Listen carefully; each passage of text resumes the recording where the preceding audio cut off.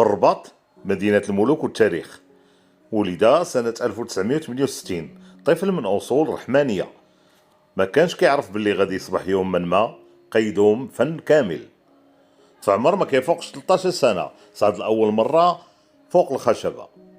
الأستاذة الراحلة فاطمة بنت الحسين هي اللي شافت فيه الموهبة ورباته فنيا حتى تشبع بلون العيطة.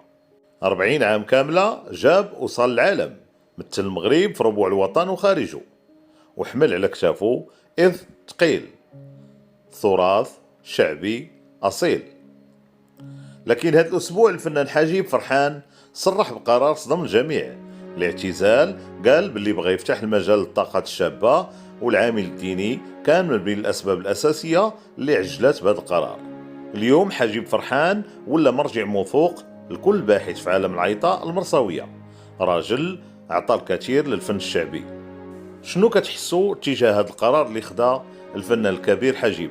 خبرونا في كومنتيرات، وما تنساوش تتابعوا باش توصلكم قصص فنانين آخرين ماركاو تاريخ المغرب.